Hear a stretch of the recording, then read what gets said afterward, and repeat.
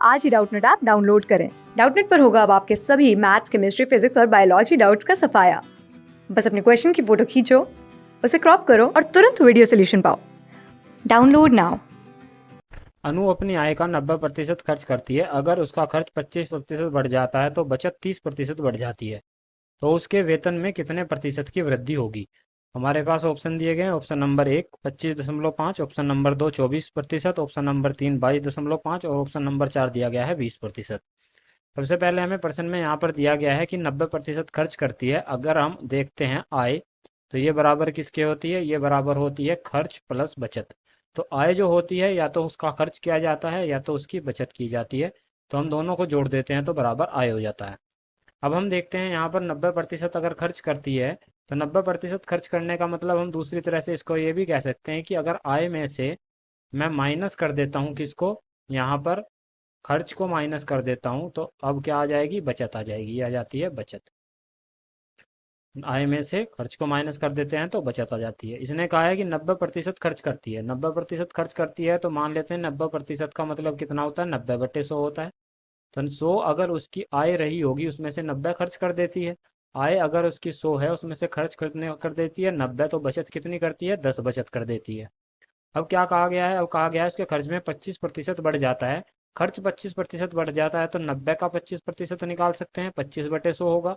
25/100 का मतलब 1/4 होगा। 90/4 का मतलब कितना हो जाएगा यहाँ पर? 90/4 का मतलब 45/2 होता है और 45/2 का मतलब होता है 22.5। 22.5 की इसमें बढ़त बढ़त हो जाएगी। अगर उसके खर्च में 22.5 की बढ़त हो जाएगी तो अब खर्च कितना हो जाएगा? 112.5। 112.5 का। और बचत 30% बढ़ जाती है। तो बचत पहले 10 थी, अब कितनी हो जाएगी? 10 का 30% कितना हो जाएगा? 10 गुना 30/100। दो जीरो से दो जीरो चले जाएंगे यानी 3 बढ़ जाएगी, तो ये हो जाना चाहिए कितना? 13 होना चाहिए। तो आय में क्या परिवर्तन हुआ ये देखते हैं। हमारे पास क्या होना चाहिए कि ये 112 घटाएं कि 13 आ जाए। तो सबसे पहले ये निकालना पड़ेगा हमें। तो हम कह सकते हैं इन दोनों का योग इसके बराबर है। तो इन दोनों का योग कर लेते हैं। 125.5 हमारे पास आ जाएगा। तो पहले आय अगर 100 थी तो अब आय कितनी हो गई? 125.5 हो गई। तो हम कह सकते हैं आय में वृद्धि हुई।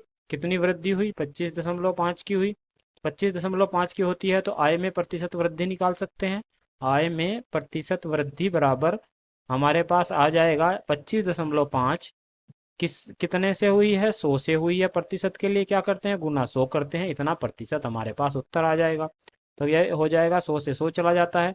तो 25.5% वृद्धि ये हमारा उत्तर है। अगर हम इसको ऑप्शन में देखते हैं तो ऑप्शन में ऑप्शन नंबर हमारे पास आ जाएगा एक सही उत्तर रहा है। धन्यवाद। क्लास 6 से 12 से लेके नीट, IIT, जेई मेंस और एडवांस के लेवल तक 10 मिलियन से ज्यादा स्टूडेंट्स का भरोसा। आज ही डाउनलोड करें डाउटनेट ऐप या व्हाट्सएप कीजिए अपने डाउट्स 8400 400 400 पर।